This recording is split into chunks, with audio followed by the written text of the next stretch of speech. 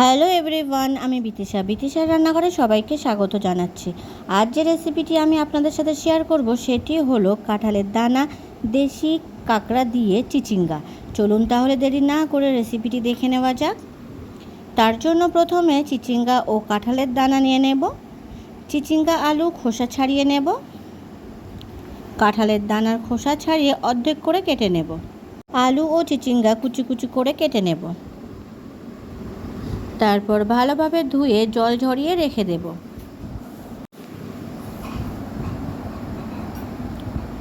কাঁকড়াও ধুয়ে কেটে নেব। কড়াইতে পরিমাণ মতো সর্ষের তেল গরম করে নেব। তেল গরম হলে কালো জিরে ও শুকনো লঙ্কা ফোড়ন দেব। ফোড়ন ভাজা হলে দিয়ে দেব পেঁয়াজ কুচি ও কয়েকটা চেরা কাঁচা লঙ্কা।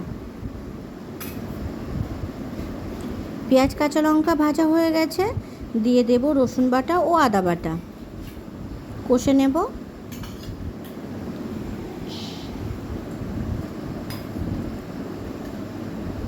আদা রসুনের কাঁচা গন্ধ চলে গেলে দিয়ে দেব কাঁকড়া। 2 থেকে 3 মিনিট ভেজে নেব।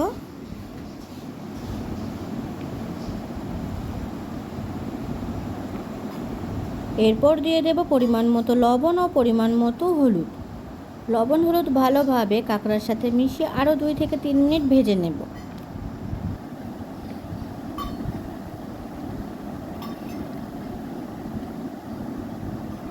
এরপর দিয়ে দেব কেটে ধুয়ে জল ঝরিয়ে রাখা চিচিঙ্গা ও আলু।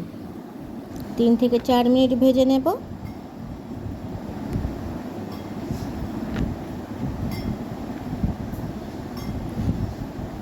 এরপর দিয়ে দেব পরিমাণ মতো হলুদ ও পরিমাণ মতো লবণ। লবণ হলুদ ভালোভাবে মিশিয়ে নেব।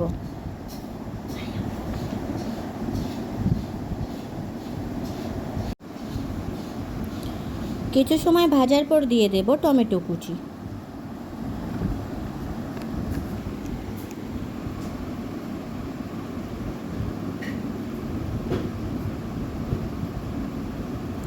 টমেটো ভাজা হয়ে নরম হয়ে আসলে দিয়ে দেব জিরে গুঁড়ো, মরিচ গুঁড়ো ও শুকনো লঙ্কার গুঁড়ো।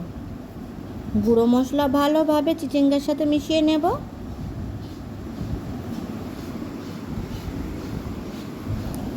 মশলা কষা হয়ে গেলে দিয়ে দেব অল্প পরিমাণে চিনি।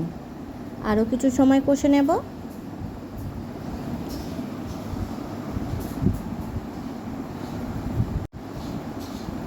এরপর দিয়ে দেব পরিমাণ মতো জল। ঝোল নেড়ে চেড়ে নিয়ে ফুটতে রেখে দেব।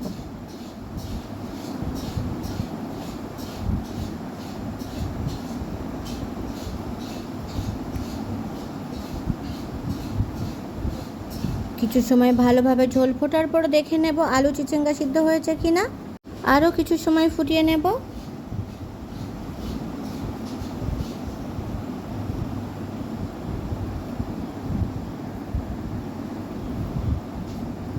ঝোল শুকনো শুকনো হয়ে গেলে নামিয়ে নেব।